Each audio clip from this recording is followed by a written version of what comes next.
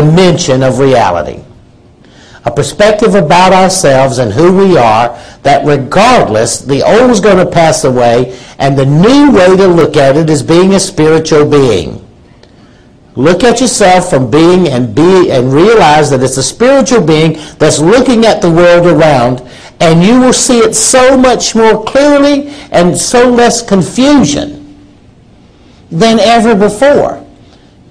That's what the key to knowing is. Think of reality. The basic structure of all reality is what? It's an atom. An atom. Well, if you go get an electron microscope and you slide you an atom under it and you peer through that electron microscope at that atom, what do you discover? That it is 94.6% empty space. So no matter what you sit here and think, no matter what your mama tells you, no matter what your preacher tells you, no matter how smart you think you are, and who you are with 6 buds in you, it won't change a damn thing that physical reality will never be more than 5% of your existence. No matter what you do, no matter what you say.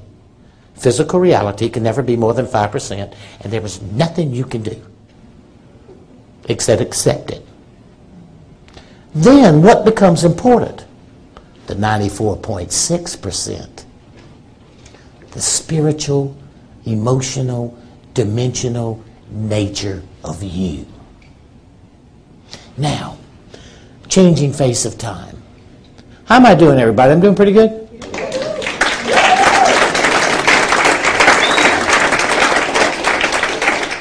Okay. The changing face of time. When you look at this 94.6%, then all of a sudden you start hearing, well, we're all one. You know, every religion's got that, well, we're all one. We're all a child of God. We're all a part of the whole. When we die, we're just going to melt into the universe. We'll be lost. We won't know where we are. Look at all that garbage you hear. You know, are you going to come back? Do you believe in karma? Yeah, and you got to keep coming back till you get it right. Well, who invented that story? It's the person that tells us we're going to all become back as starving cows in India.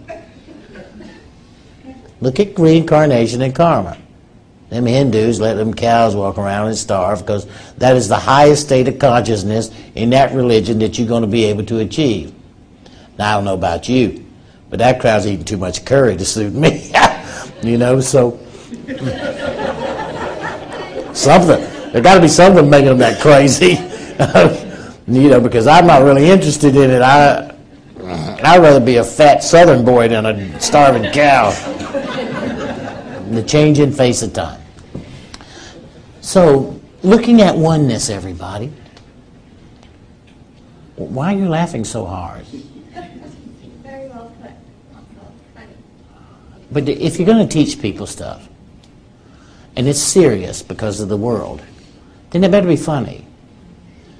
Because we're playful spiritual beings. Laughter teaches every one of us the fastest and the quickest. We remember it longer, and we pass it along faster. I'm not afraid of death. I'm not afraid of what's coming. Because I have seen the future. It's what my books are about. We win.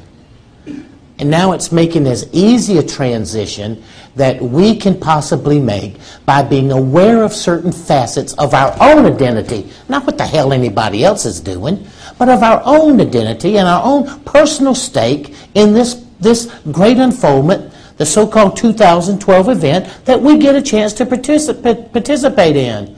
It won't happen for 26,000 more years. I'll be a little old the next time it comes. So we want to get the most out of it as we can possibly get now. So the changing face of time. Okay, so where are you going?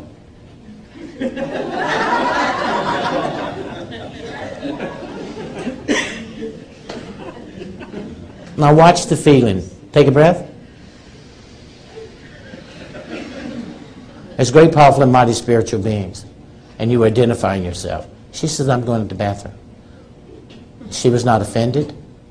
She was not hurt or angered. And that laughter, she was laughing too and celebrating. So you see, you were identifying yourself as spiritual beings. I can tell it. Because she did not feel ashamed or embarrassed. And we celebrated laughing, and was glad that we didn't get up to go pee instead of her. Okay. In oneness. Are we all one? Science. They have a substance called dark matter. I am so fixated on dark matter, it's becoming an obsession. Because it is the answer to understanding God. It is the chance and opportunity to measure divine intelligence or an intelligent design. The simple study of dark matter and looking at it shows unequivocally and without any question we are all connected. We're a fabric of an electronic universe. There is no escape from this as a reality. Think about this. We live in a multidimensional reality. We've heard this in every Buddhist and Chinese and mythologies and folklore and tales and all that stuff. But we've never been able to put our hand on it because we've been trying to figure it out spiritually, and we got religions and institutions and governments and all kind of stories everybody's telling us with just enough truth in it to keep us spiritually interested and just enough truth in it to keep us humanly controlled and frightened. But, changing face of time. Today, how many in this room think that we don't exist in parallel universes? Come on, you can put your hand up. You know why? The parallel universe is called the multiverse theory. It's a series of theories based on a certain quantum understanding of the universe. Okay? Well, so what? What's that good for? Cell phone. Cell phone operates on the multi-universe theory. Every time you dial a cell phone, you're proving that you are a dimensional being. End of story. Ask any scientist anywhere if that cell phone doesn't represent multi-universe. Do you think that cell phone, when you put it up to your ear, do you think it passes around your head? Or does it move through you? In the city of Los Angeles, you will have an average of 80,000 phone calls pass through you. You can measure it going in, and you can measure it coming out, and you can measure what's in you. It's a microwave frequency. So think of this. Cell phone, multi-universe. You think it gives a crap what you think about it? What if I gave you a cell phone and an oxygen tank? I took you down to the funeral home. I put you in the coffin, told you to put the oxygen tank on, and put your cell phone in. I took you down to the cemetery. I put you in that concrete vault. I put the lid on it. I put 6 feet of dirt over the top of you, and I had the White House moved over there.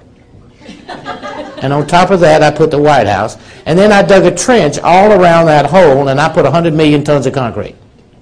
And at 7:15, I give you the phone number to a discotheque in Lithuania and tell them to call them up and see what their favorite drink is. When you bust out that cell phone and you dial that number, you think it gives a crap about that coffin?